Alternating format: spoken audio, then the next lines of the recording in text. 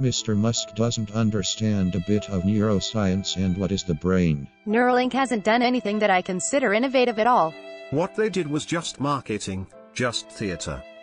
Over the years, we've heard many criticisms to Elon Musk and his company Neuralink, but these ones in particular come from a very special person, and this is what we talk about today. So it all started with this article on Inverse, where Miguel Nicolelis, the source of the criticisms, was interviewed about Neuralink. For those of you who don't know, Miguel Nicolelis is a Brazilian neuroscientist and one of the pioneers in brain-computer interfaces. He has been working with monkeys years before the famous video from Neuralink where we saw the monkey playing Pong with its mind. The idea was to actually turn on this brain-machine interface and have Aurora play the game just by thinking, without the interference of her body. Her brainstorms would control an arm that would move the cursor and cross the target. And to our shock, that's exactly what Aurora did.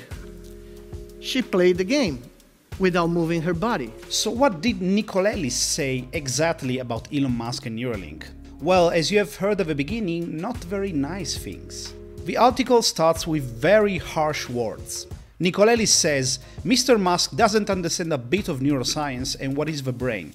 He barely knows where it's located. Whoa, but let's continue and see if Nicolelis is pissed for a good reason. Nicolelis says the Neuralink video game playing monkey isn't not groundbreaking. In fact, he said that they had a wireless implant in monkeys since 2014.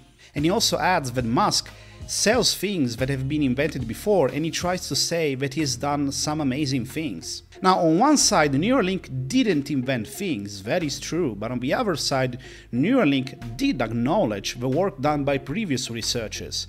In July 2019, when Neuralink presented its developments to the world, Max Hodak, who is the co-founder of Neuralink and left the company recently, credited in fact the 2003 paper by Nicolelis and said this: "We are, in the greatest sense, building on the shoulders of giants." In another Inverse article, it was also mentioned how Max Hodak actually worked in Nicolelis' lab before founding Neuralink. So Nicolelis' words seem very harsh considering Neuralink acknowledgements. Here the problem is rather in how the public and the media have perceived and have depicted Neuralink and Elon Musk, like the guys that are doing these things first, which in fact is not true, but within the neuroscience world this is in fact well known. Nicolelis then continues, Neuralink hasn't done anything that I consider innovative at all.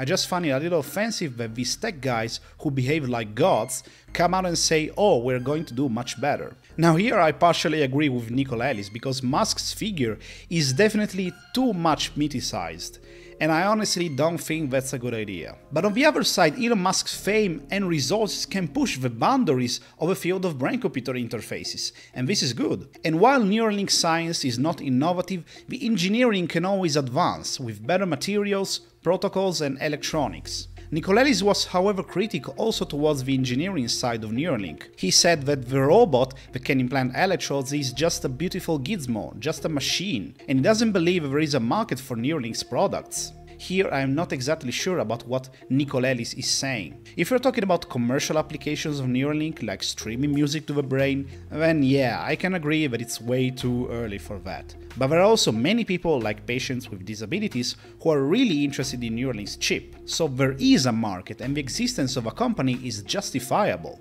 After all, we cannot expect these technologies to stay in a university lab forever. The article talks then about transhumanism and the long-term objective of Neuralink, which is to merge the human with a machine. Nicolelis likens the company's business model to bad science fiction that not even Arthur Clarke could write about. Now here I agree that it definitely sounds science fiction as of today, but who knows, what is science fiction today, it might not be tomorrow. The guy is a master of selling things that might never work.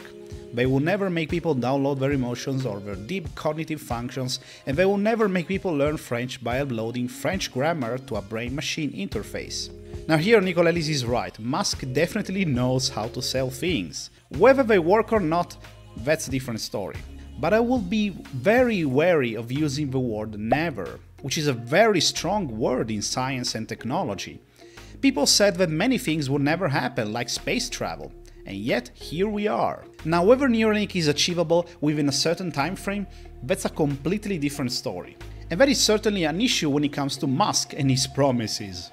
Nicolelis talks then about the human ramifications of a technology. What I see is most of these guys, these techie guys, going there and talking about technology like there is no human being behind what is going to be done. Nicolelis points out how ethical concerns should come first than technological and design ones. After all, brain-computer interfaces like the Neuralink one require brain surgery, which is a very serious surgery. So here I partially agree with him, we should be very careful when it comes to these technologies, but I slightly disagree with the conclusion. Nicolelis at the end says, "What they did was just marketing, just theater. Mr. Musk is an expert on it." Now Elon Musk is certainly a controversial individual, but he also delivered even in extremely challenging fields like space travel.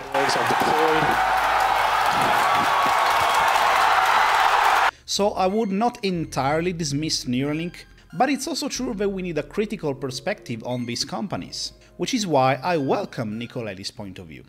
Now let me know in the comments what you think about Nicolelis' points of view and his criticism about Neuralink. And if you're interested in videos about brain-computer interfaces, consider subscribing to my channel.